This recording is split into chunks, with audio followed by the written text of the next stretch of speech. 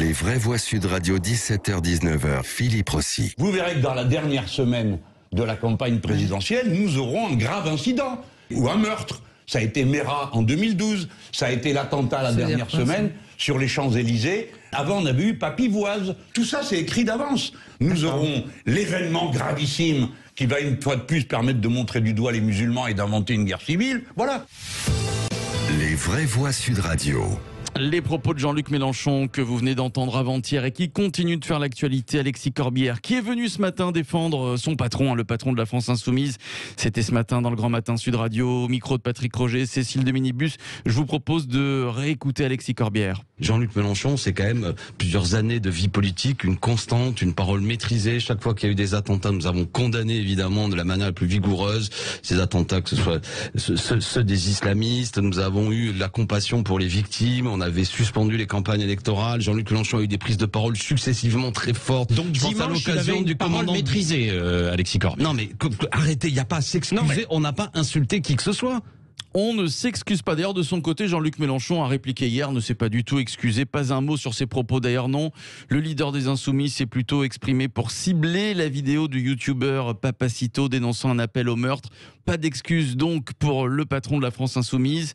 À 10 mois de la présidentielle, Jean-Luc Mélenchon s'est-il discrédité pour 2022 ? Vous votez sur Twitter, sur YouTube. On fera un point sur vos votes dans quelques instants et vous nous appelez 0826 300 300 pour réagir. On en débat avec Philippe Bilger qui est avec nous, Corinne Joly, Jean Dorido et Frédéric Dabi qui nous a rejoint. Bonsoir Frédéric.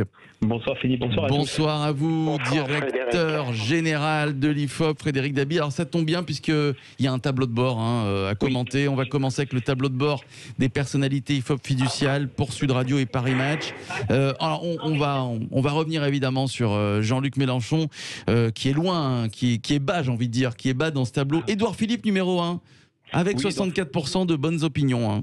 Il prend 2 points, Édouard Philippe. Tout à fait. Pour la deuxième fois depuis 2017, il arrive à dépasser Nicolas Hulot. Il arrive en tête. Le trio de tête reste inchangé. L'exécutif profite de l'embellie liée au déconfinement, peut-être la présence médiatique d'Emmanuel Macron. On a un ministre qui perce, c'est Gabriel Attal, qui obtient son score le plus élevé depuis qu'on le teste dans le baromètre. Il entre dans le top 25 des personnalités préférées des Français. On a une gauche en très grande difficulté, moins 5 pour François Hollande, moins 4 pour Ségolène Royal, moins 5 pour Anne Hidalgo. Et vous le disiez, Philippe, il y a un véritable effondrement pour Jean-Luc Mélenchon, 28%, moins 10 points. Alors je précise pour nos auditeurs que l'enquête a été faite jeudi et vendredi dernier, donc avant ces propos polémiques sur les attentats et leur capacité à influencer de manière complotiste les campagnes présidentielles, moins 10 points, 28%. Il n'a jamais eu un score aussi bas. Il est même devancé par Marine Le Pen. Et aujourd'hui, 2 éléments qui me frappent. Premièrement, c'est l'homme politique français le plus détesté, celui qui a le plus de mauvaises opinions, plus que Marine Le Pen. C'est la première fois que ça arrive. Et puis, deuxièmement, il a perdu 40 points depuis il y a une certaine vague IFOP fiduciale pour Sud Radio et Match de avril 2017, où après sa campagne assez époustouflante, il était arrivé avec 68% comme personnalité préférée des Français, moins 40 points en 4 ans. C'est ça aussi la dislocation de l'image de Jean-Luc Mélenchon. Ouais. Et alors évidemment, les propos de Jean-Luc Mélenchon ne vont pas arranger les choses, j'imagine bien. On va imaginer, alors on en reparlera dans un mois, mais on imagine, Frédéric Dabi, que ça aura des conséquences sur sa popularité. Oui, on a vu toute une série d'événements qui ont abîmé sa popularité. Son refus de reconnaître sa défaite, son refus d'appeler clairement à voter contre Marine Le Pen entre les 2 tours de l'élection présidentielle. La fameuse, on avait parlé avec vous et Philippe Bilger, la fameuse perquisition d'octobre 2018 où son image de calme, de maîtrise, d'homme un peu patelin, connaissant ses dossiers, son côté instituteur Ratsoc avait complètement volé en éclats pour quelqu'un qui inquiétait. Et dans une balise récente, IFOP fiduciale pour Sud Radio, on avait vu que ses traits d'image s'étaient complètement dégradés et qu'il inquiétait plus les Français que Marine Le Pen ne les inquiétait. Ouais. Alors la question que l'on pose sur les réseaux sociaux, je vais donner la parole tout de suite à Philippe Bilger, Jean Dorido et Corinne Joly. Mélenchon s'est-il discrédité pour 2022 ? C'est assez partagé, sur Twitter en tout cas.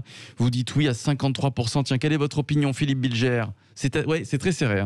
Je crois que Mélenchon ne sait pas discrédité aujourd'hui parce qu'en réalité il s'était déjà d'une certaine manière discrédité hier.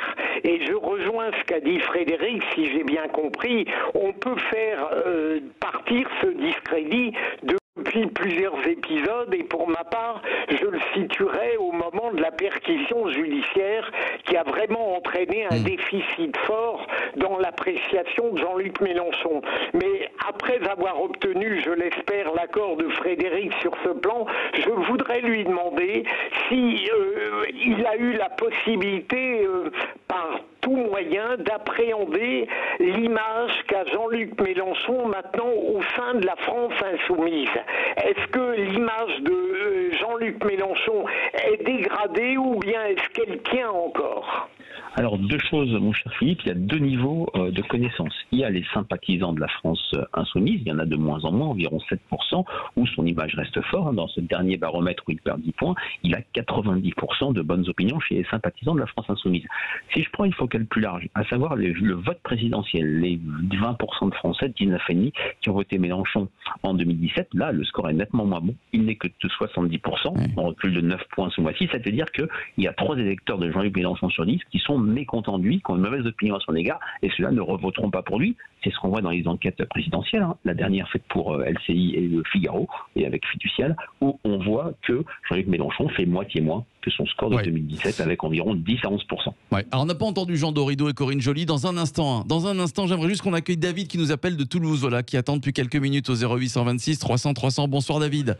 Oui, bonsoir. Bonsoir à vous David. Alors, discrédité, disqualifié pour 2022, est-ce qu'il s'est disqualifié tout seul Jean-Luc Mélenchon ? Il s'est disqualifié tout seul, mais comme le disait Philippe Bilger, c'est pas de hier, quoi. Ça date d'avant-hier avec les différents épisodes. Mais là, je pense que dimanche, il a atteint son point de détail. Un certain Jean-Marie Le Pen avait eu son point de détail. Je pense que Jean-Luc Mélenchon l'a atteint ce dimanche, avec notamment parlant de faits divers, ce qui s'est passé avec Mohamed Merah. Alors en tant que Toulousain, je peux vous dire que le fait divers, il reste à travers de la gorge.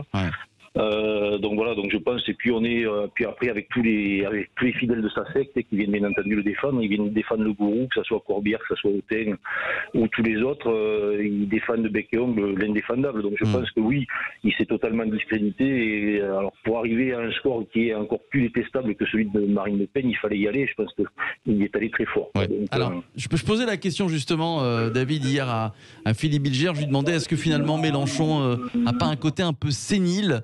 Mais c'est vrai que c'est l'image qu'il donne, Corinne Joly, Jean-Luc Mélenchon, à dire n'importe quoi, même si on nous dit que c'est très réfléchi, comme ça. Il ferait quoi ? Il ferait tout pour séduire les derniers électeurs qui lui restent ? Alors, j'aurais pas dit sénile parce que c'est quand même, c'est pas forcément pour moi adapté, mais c'est vrai que depuis sa dernière défaite, alors que oui, il a perdu, mais il avait quand même fait un très bon score. Moi, je trouve qu'il avait fait une campagne qui avait quand même bien réussi, où il s'était en quelque sorte un peu dédiabolisé, parce que faire 19% pour Jean-Luc Mélenchon, c'était quand même pas rien. Et puis ensuite, on a l'impression d'une chute où il est devenu la caricature de lui-même, où il en fait de plus en plus, comme si en faisant de plus en plus, il allait pouvoir récupérer quelque chose. Mais en fait, non, il agace de plus en plus de gens, et puis...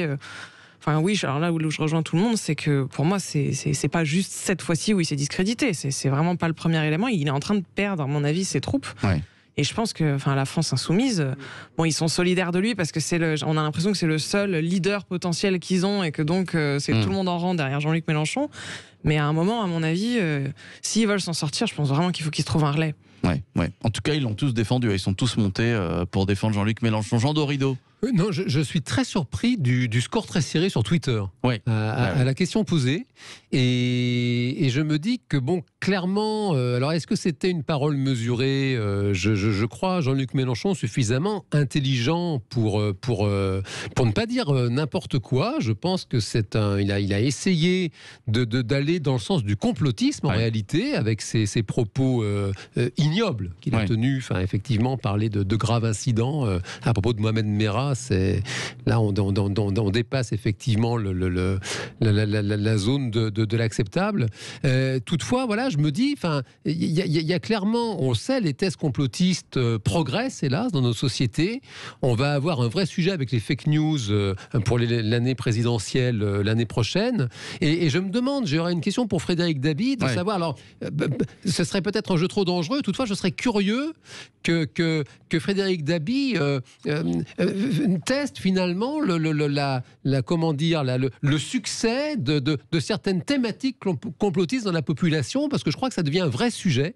On a vraiment des politiques aujourd'hui, là on a l'exemple avec Mélenchon, qui vont s'aventurer là-dedans, ils sont tellement prêts à tout en termes de marketing électoral. Ça a été le premier, Jean-Luc Mélenchon, à s'y insérer. Il me semble qu'il y a quand même eu d'autres propos assimilables. Là, oui, là, c'est clairement... Voilà, tout ça est écrit à l'avant. Il a quand même dit... C'est écrit d'avance. C'est écrit d'avance.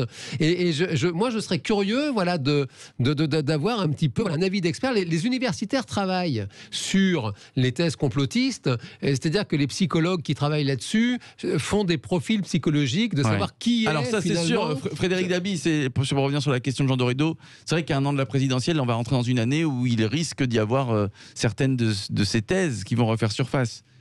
Oui, tout à fait. C'est vrai que le complotisme n'est pas majoritaire dans le pays, loin de là, mais il touche des catégories importantes, puisque 25% des Français déclarent approuver une théorie complotiste, et on a des segments de population particulièrement sensibles ou perméables à ce complotisme. Les plus jeunes qui voient dans le complotisme une sorte de vision du monde pour expliquer et rendre normal des choses qui sont compliquées à comprendre. Les catégories populaires, les sympathisants Rassemblement National, et également de la gauche de la France insoumise. C'est une cartographie protestataire, tribunicienne, et qui est plus perméable que la moyenne, pas tout le monde bien sûr, mais plus perméable à cette théorie complotiste. Merci à vous, merci Frédéric Dabi, directeur général de l'IFOP. Jean-Luc Mélenchon s'est-il discrédité pour 2022 ? Vous dites oui à 53%, voilà, c'est très serré, on passe